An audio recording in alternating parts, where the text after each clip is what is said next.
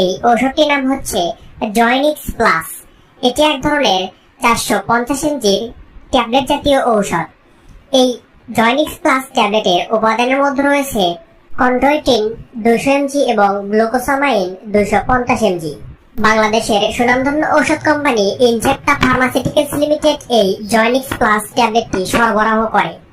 এখন আসুন যে এই জয়নিক্স প্লাস ট্যাবলেট আসলে কি কি রোগের কাজ করে আর কোন কোন রোগীরা এই ঔষধটি সেবন করতে পারবেন সেই সম্পর্কে জেনে রাখুন। তো এই ঔষধের কার্যকারিতা বলতে গেলে আঙ্গুল, কাঁধ এবং অন্যান্য ওজন বহনকারী অস্থিসন্ধির অস্টিও আর্থ্রাইটিসের সুচিকিৎসায় এই জয়নিক্স প্লাস ট্যাবলেটটি ব্যবহার করা হয়। খাদ্য সম্পূরক হিসেবে অস্টিও আর্থ্রাইটিস প্রতিরোধেও এই ওষুধটি গুরুত্বপূর্ণ কাজ করে। অর্থাৎ আমাদের হাতের আঙ্গুল, পায়ের আঙ্গুল, হাঁটু ও কোমরে যে প্রচন্ড ব্যথাগুলোর সৃষ্টি হয়, কোমরের জয়েন্টে এবং মেরুদণ্ডের জয়েন্টগুলোতে মারাত্মক ব্যথার সৃষ্টি হয়, এই ধরনের জয়েন্টের ব্যথা দূর করতে এই জয়নিক্স প্লাস ট্যাবলেটটি গুরুত্বপূর্ণ কাজ করে।